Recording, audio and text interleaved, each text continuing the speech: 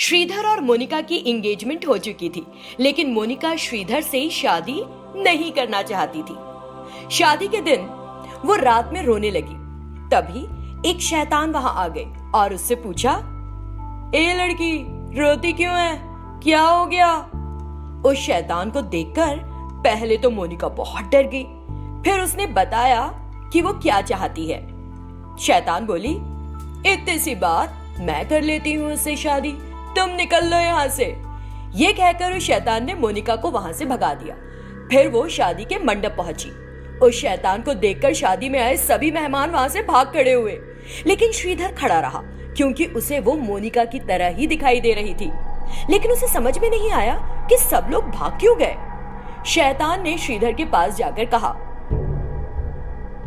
शादी करने से पहले कुछ खाएंगे, चलो चलो ना, पेट में चूहे कूद रहे हैं, अगर मैं अभी नहीं खाऊंगी तो मर जाऊंगी। श्रीधर को बुरा लगा और उसने गुस्से में कहा, हमारी शादी का मुहूर्त निकल जाएगा, तुमको खाने की पड़ी है। लेकिन उसने उसकी बात नहीं सुनी और डाइनिंग हॉल में चली गई। तुरंत वो एक बड़े डोंगे में खाना लेकर आई और शादी के मंडप में लेकर बैठ गई। फिर वो श्रीधर से पूछे बगैर अकेले ही खाने लगी। क्या कर रही हो ये तुम? जब श्रीधर ने ऐसे कहा तो शैतान को गुस्सा आ गया। ओए अंकल, ठीक से खाने भी नहीं दे रहा तू तो। उस शैतान को देखकर श्रीधर डर गया और बोला, अरे बाप रे शैतान, अब मुझे समझ आया तुम लड़की नहीं बल्कि शैतान हो। मुझे बहुत ही देर से पता चला, जब मेहमान भाग रहे थे तभी समझ लेना था। और श्रीधर भी वहां से भाग गया। आराम से खाना खाने के बाद वो शैतान श्रीधर की तलाश में गई और उसे पकड़कर शादी मंडप में लेकर आई। ओए, शादी का मुहूर्त निकला जा रहा है, भाग क्यों गए थे बच्चियों? शादी नहीं करनी क्या मुझसे? अगर शादी नहीं करोगे तो मैं तुम्हें मार दूंगी। इस तरह शैतान ने धमकाया। मैंने कब कहा कि मैं तुमसे शादी करूंगा? मैं तो उस लड़की से शादी करना चाहता था, तुम तो एक शैतान हो ना। वो तो मैं हूँ, लेकिन सोच लो, लड़की ज्यादा जरूरी है या जिंदगी? अगर जिंदगी प्यारी है तो डालो मेरे गले में मंगलसूत्र। लड़की लड़की करेगा तो जिंदगी गवा देगा। करता क्या ना करता, श्रीधर ने शैतान के गले में मंगलसूत्र पहना दिया। फिर वो शैतान उसे लेकर वहां से गायब हो गए। मोनिका को जब इस बात का पता चला, वो खुशी से उछल पड़ी। मुझे नहीं पता था कि वो शैतान कौन है, लेकिन मेरी तो सही समय पर मदद की उसने। मैं उस शैतान की हमेशा आभारी रहूंगी। अब मैं आजाद हूँ। कोमल और किरण, जिनकी नई नई शादी हुई थी, उन्होंने एक नया घर खरीदा जिसमें एक स्विमिंग पूल भी था। उसे देखकर कोमल ने कहा, वाह, ये स्विमिंग पूल कितना अच्छा है, इट इज अमेजिंग। और ये कहते ही वो स्विमिंग पूल में कूद गई। लेकिन फिर किरण, मुझे बचाओ, किसी ने मेरे पैर को पकड़ लिया है। किरण घबराकर फौरन उसे बचाने स्विमिंग पूल में कूद गया।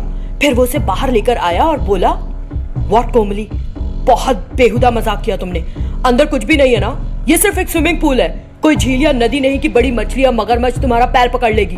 कितनी जोर से चिल्लाई तुम, थोड़ी देर के लिए मेरी सांस ही रुक गई थी। इस तरह का मजाक फिर कभी मत करना।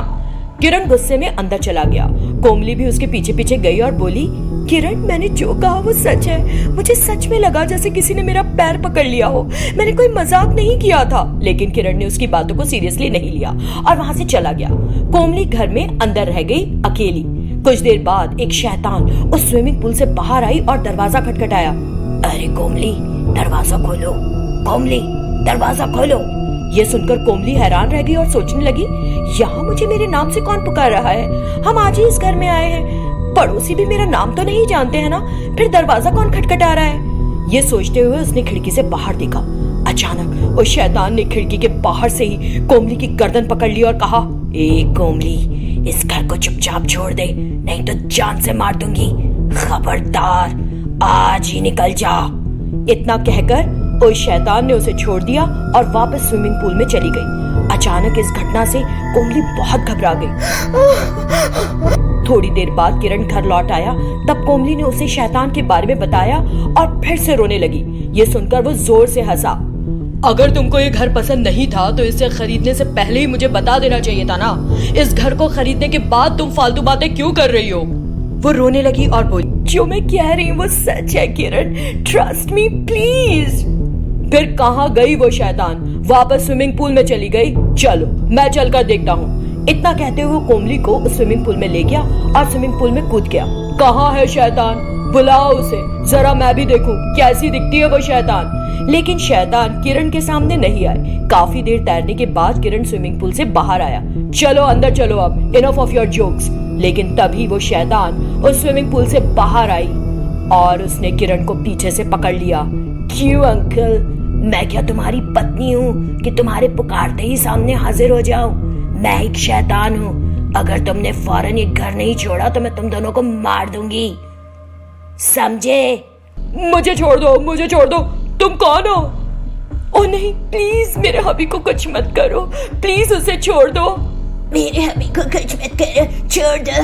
तो भागो यहाँ से फौरन। ठीक है, हम इस घर को छोड़ देंगे। हाँ, हम छोड़ देंगे। किरण और कोमल तुरंत वहां से भाग गए। आखिर ये शैतान है कौन? वो स्विमिंग पूल में क्यों रह रही है? अभी तक कुछ पता नहीं। ये जानने के लिए देखिए अगला भाग।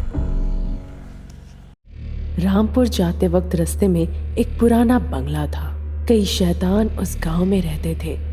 एक दिन बंटी नाम का एक नौजवान रामपुर जा रहा था। एक लड़की जो बीच सड़क पे बैठ के रो रही थी, उसे देखकर, क्या हुआ मैडम, क्यों रो रही हो आप? मुझे नए कपड़े खरीदने थे। मैंने अपनी सौतेली माँ से पैसे मांगे। उन्होंने कहा, क्या तुम्हें नए कपड़े चाहिए बेवकूफ लड़की, और मुझे मारने लगी। क्या वो इंसान है या जानवर? इतनी खूबसूरत लड़की को कोई कैसे मार सकता है भला? तुम मेरे साथ आओ, मैं तुम्हारी सौतेली माँ को सबक सिखाऊंगा। ये कहकर बंटी ने उस लड़की को लेकर पुरानी हवेली पे गया। जैसे ही वो अंदर जाने लगा, एक शैतान आके खड़ी हो गई उसके आगे और हंसने लगी जोरों से। तुमने तो अपनी सौतेली माँ के बारे में बताया था, पर ये तो मिश्र की मम्मी दिख रही है। ये कहकर वो पलटा। लड़की जो उसके साथ आई थी, उसने हवेली के दरवाजा बंद कर दिया और शैतान बन गई। अरे बाप रे, ये तो भूतिया बंगला है। अब तो मेरी कहानी यहीं पे खत्म। बंटी को पकड़ के वो शैतान उसे सीढ़ियों से ऊपर ले गए।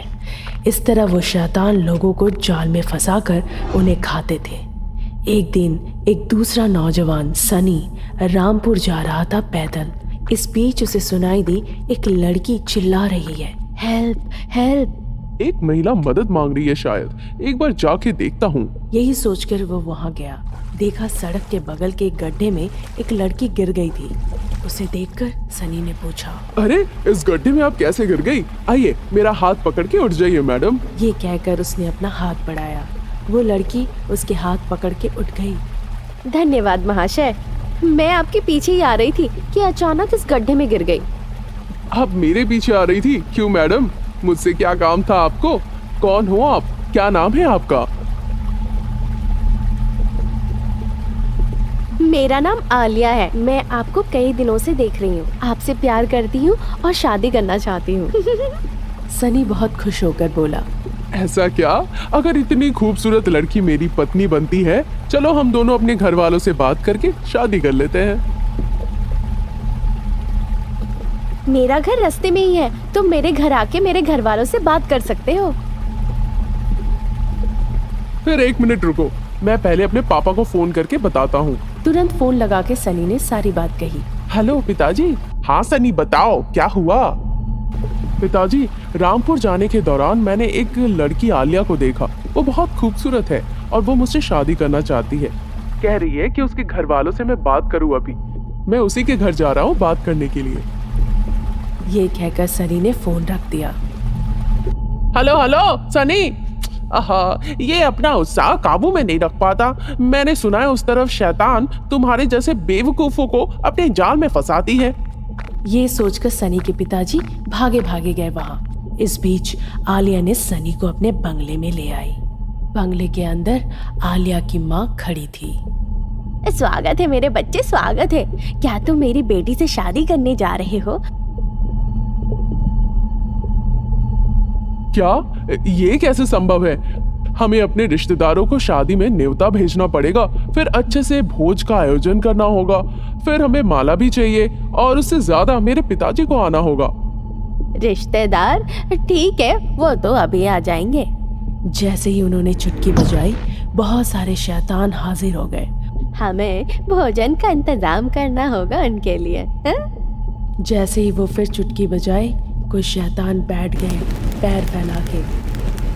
वैसे ही आग जलने लगे उनके पैरों के नीचे से और स्टोव भी आ गया बड़े से कढ़ाई के साथ। ये सब देखकर सनी चौंक गया। अरे उन्हें कहिए जलाने की लकड़ियों का इस्तेमाल करें अपने पैरों की बजाय। इसके बाद आलिया और उसकी माँ भी शैतान बन गई और बोली, हम उस आग में तुम्हें पका के खाने वाले हैं। अरे बाप रे, मुझे छोड़ दो। क्या मैं तुम्हें मुर्गी या बकरी दिख रहा हूँ कि मेरा झोल बना के खाओगे? मैं इंसान हूँ, कोई है यहाँ, बचाओ। ये कहकर वो भागने लगा पूरे बंगले में। सारे शैतान उसके पीछे भागने लगे। इस बीच सनी के पिताजी आकर दरवाजा खोल के एक लॉकेट दिखाया और सारे शैतान डर के मारे भाग गए। सनी के पिताजी अपने बेटे को लेकर वहां से चले गए।